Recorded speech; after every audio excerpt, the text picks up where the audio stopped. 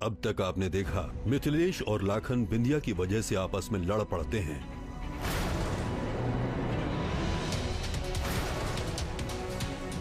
भूषण मिथिलेश और लाखन को एक दूसरे से माफी मांगने को कहता है। चलो अब दोनों भाई गले लगो और माफी मांगो एक दूसरे से।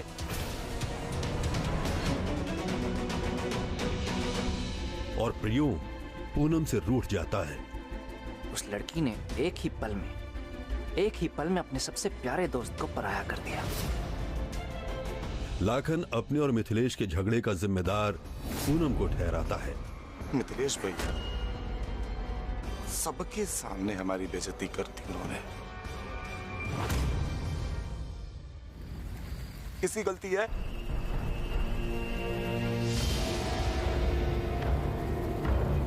आपकी गलती। अब आगे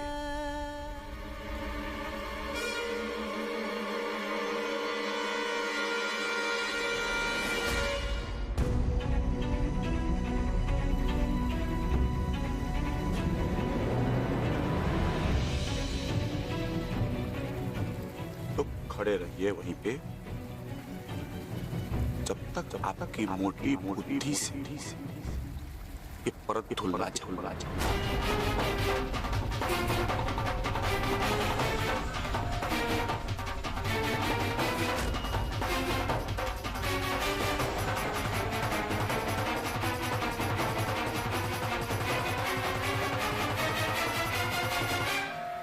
जितना अच्छा से गला काटते हैं ना काका, और उतनी अच्छे से बच्चों को पाला पोसा होता ना, तो साला आज हमको एक दिन नहीं देखना पड़ता। पूनम को कुछ सिखाए नहीं आप, इसीलिए आज इनका क्लास लेना पड़ रहा। आएगा जिंदगी इनको हमारे साथ काटना है, तो इनको हमारी तरह सोचना होगा, नहीं तो जिंदगी कैसे चलेगा? हाँ चलेगा। बाकी आप समझ लीजिएगा।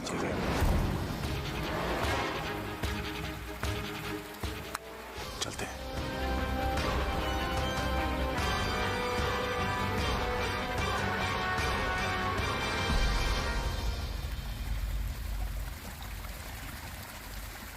इसको ठंड लग रही है, बीमार पड़ जाएगी।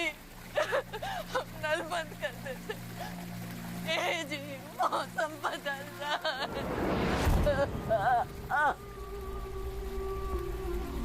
मौसम बदले या दुनिया, हम ना बदलेंगे पूनम की अम्मा।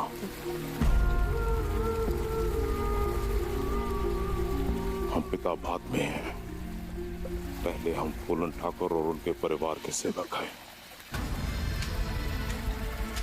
लाखन ठाकुर ने पूनम की सजा शुरू की है और उसे बंद करने का अधिकार भी उन्हीं को है। अपनी बेटी को समझाओ कि हमारी जिंदगी और मौत पूनम ठाकुर और उनके परिवार की है। इस बात पर अगर किसी को इतराज हो तो जहर खाकर अपनी जान दे दे और हम उसका काट देंगे। भूख लगी है, चलो रोटी बनाओ।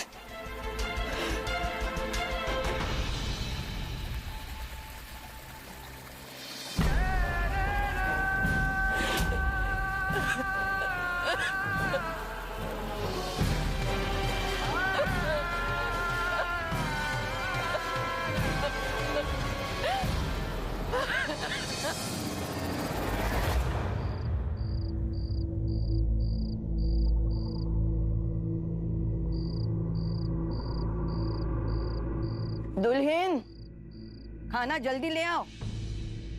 किसी का अहंकार वापस जाग गया ना तो तुम्हारे सर पे ही गिरेगा।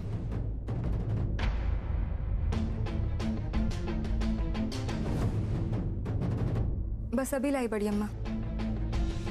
और मोटे कद्दू, तुम भी क्या दूसरों की तरह अपना मान मर्यादा बेच के आए हो?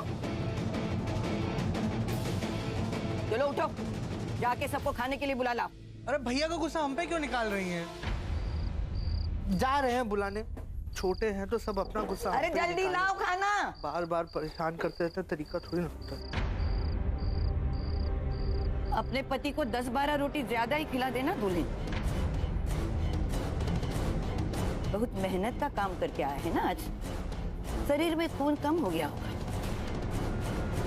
अम्मा जो कहना है हमसे सीधा बोल दिया कीजिए। यूं घुमा फिरा के कहने में काफी मुश्किलात पेश आता होगा।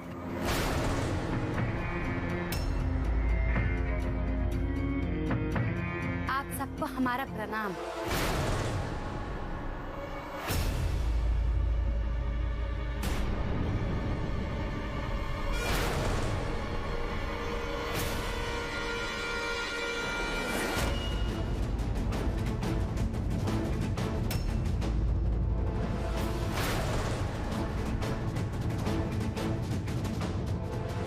किसी धोखे में मत रहना बिंदिया रानी। ये तूफान से पहले की शांति है। हम तो कहते हैं अपने पाप की नाव मत डालना, डूब जाएगी। चुप कर। तूफान आने से पहले ना बिंदिया पार हो जाएगी। क्या आई हैं? दिख रहा होगा ना खाना खा रहे हैं हम लोग। हम गरीब लोग हैं साहब, हमको क्या पता कि खाते बखत बात करते हैं, नहाते बखत या सोते बखत। हम गरीबों का क्या है, हमको जब भी बात करना होता है ना, हम आके बात कर लेते हैं। अब बहुत जरूरी नहीं होता ना तो हम आते भी नहीं। बाद में आना जा। अब आ ही गई हो तो बोलने दो। बक्को बिंदिया रानी, आज कौन सा नया तमाशा तैयार करके लाई हो?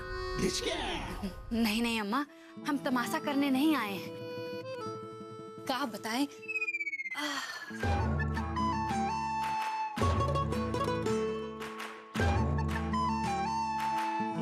बहुत दर्द होता है अम्मा, क्या बताएं? पर दर्द से ज्यादा ना हमको दुख हो रहा है। बहुत दुखी है हम।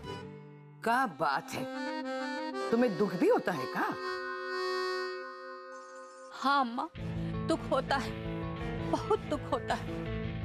ये दुनिया ना चाहे जिसको भी दोष दे, लेकिन हम तो खुदाई को दोष देते हैं। आज जौन भाई भाई के बीच में मार हुआ है ना, उसके लिए कहीं ना कहीं थोड़ा बहुत हम ही जिम्मेदार हैं। हम तो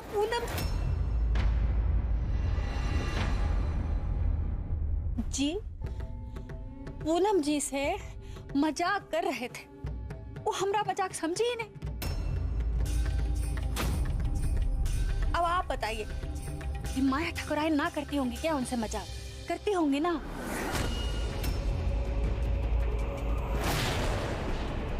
तो हम सोचे जैसे माया ठकुराइन करती है ना मजाक, वैसे हम भी मजाक कर लेंगे।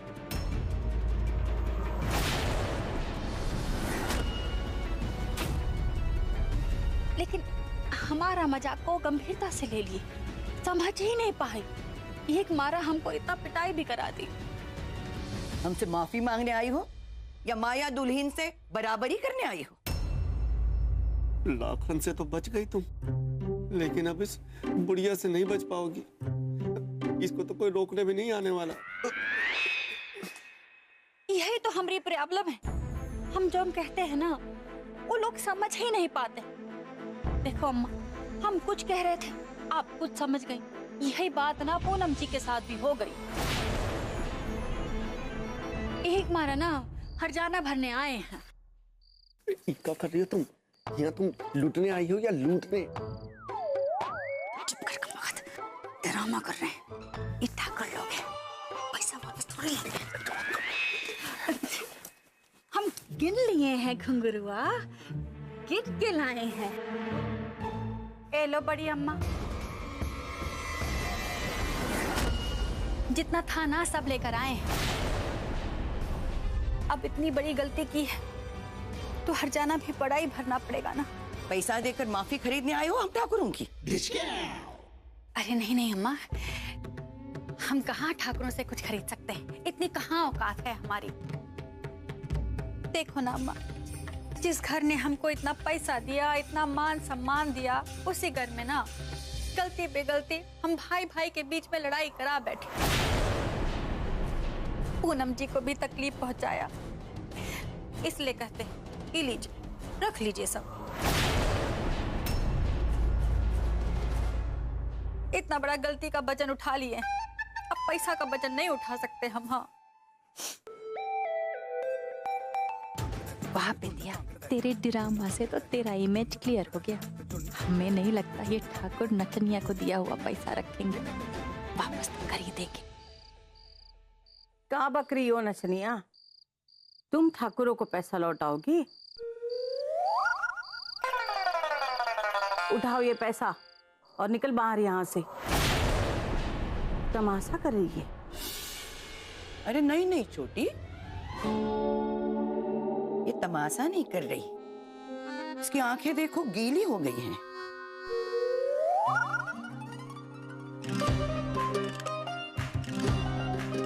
दीनू,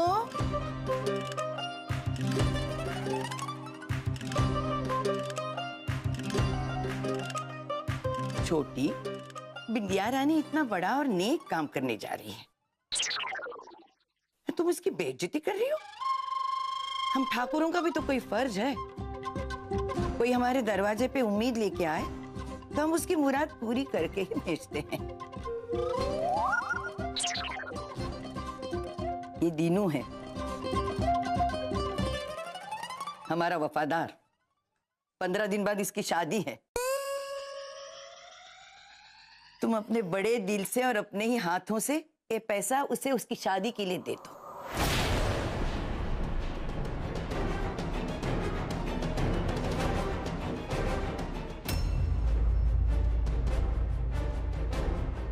तुम्हारा बोझ भी हल्का हो जाएगा और दीनू के शादी के अरमान भी पूरे हो जाएंगे।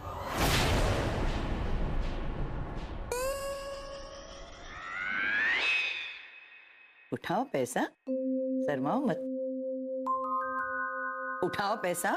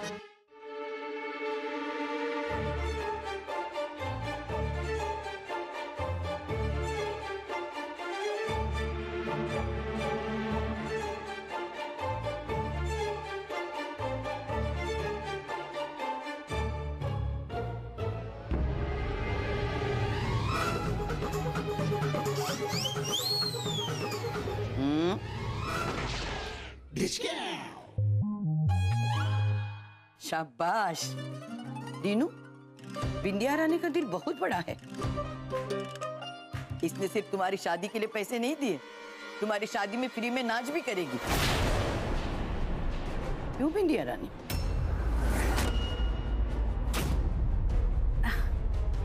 जैसा आपका हुक्म बड़ी अम्मा। ना ना ना ना, हुक्म नहीं है, हम तो सिर्फ पूछ रहे हैं। तुम्हारा मन ना करे तो तुम मना भी कर सकती हो। नहीं नहीं, नाचेंगे ना। हमको नहीं, दीनू को बोलो ये बात। नाचेंगे, हाँ हो गया ना। अब तो निकलो अब यहाँ से। अरे बत्ती सी बंद करो, वरना 2-4 दांत गिर गए ना तो दुल्हन मंडप से भाग जाएगी। मिल गई शांति या और कुछ बाकी है बोलना? अब और कुछ मत बोलना बिंदिया रानी, वरना ये बुढ़िया तुम्हारी जान भी मांग लेगी, वो भी फ्री में। सब तो गया, मतलब सब हो गया। जाओ अपने कमरे में जाके सो जाओ, आज शांति से नींद आएगी तुम्हें।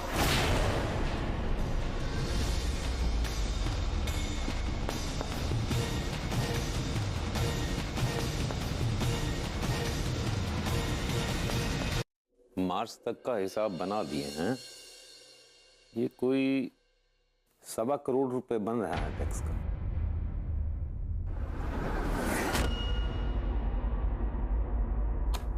हम चलते हैं। खाना खा के जाओ, रेखा को फोन कर दो।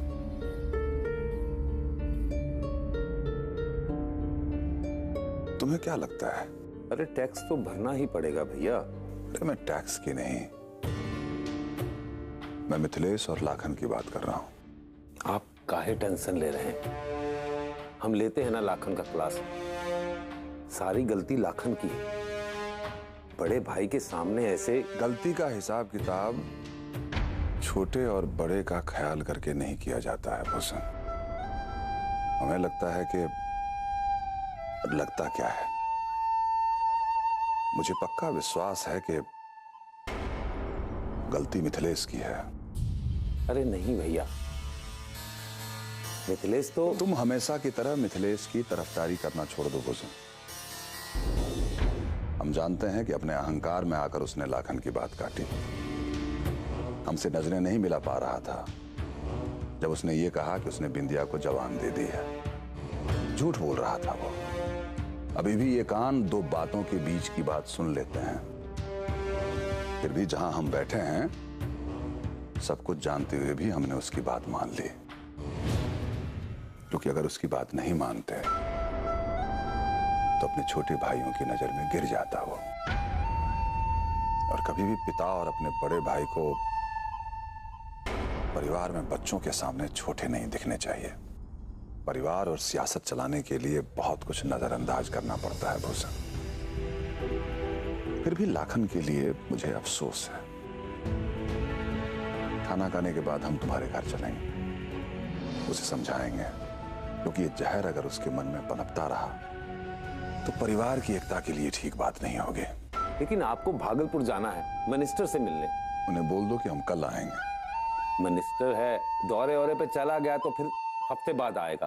परिवार से बड़ा कोई भी काम नहीं होता।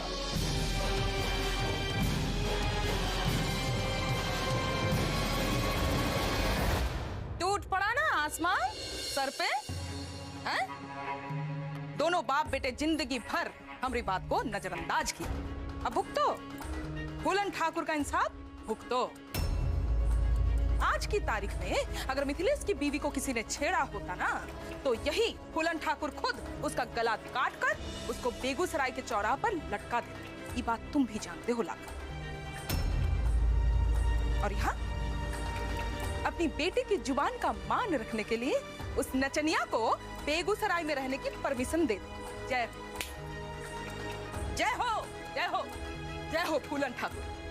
उनके बेटे बेगूसराय के राजा के बेटे। और तुम फूलन ठाकुर के मुनीम के बेटे हो।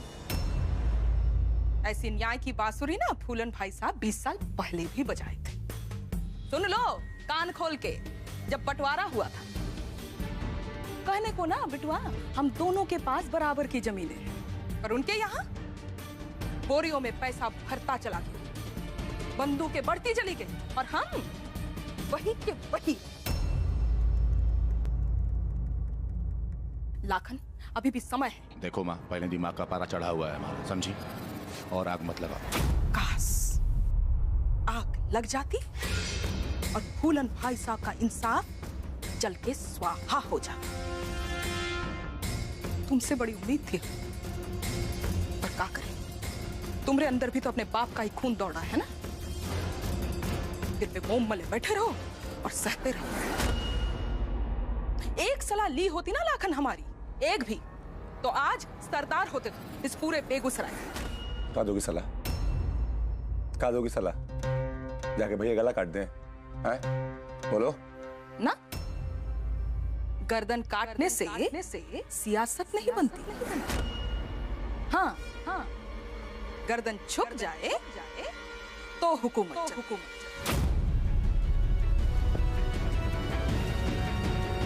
तुम्हारे बाबूजी एक बात मानी होती ना हमारी, तो वो होते बेगूसराय के राजा, फूलन ठाकुर नहीं। सुना, आज तुम सुना, क्या सुनाना चाहती हो बोलो। मिथिलेश ने बिंदिया को बेगूसराय में रहने की परमिशन दे दी। हाँ? अब तुम्हें मिथिलेश से अपनी बेइज्जती का मुंह तोड़ जवाब देना है। बिंदिया बिंदिया बिंदिया बिंदिया बिंदिया बेगूसराय से बाहर बाहर बाहर बाहर।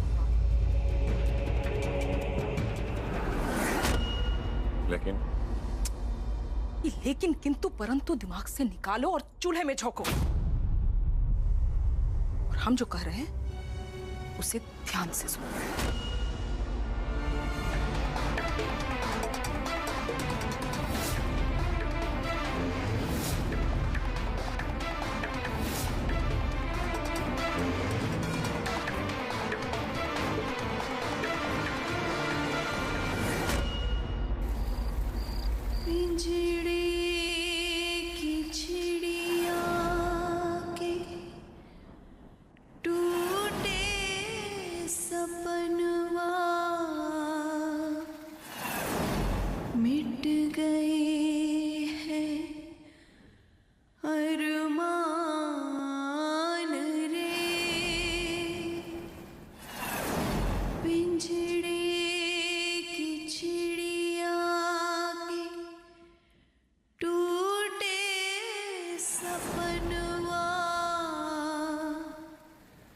मिट गए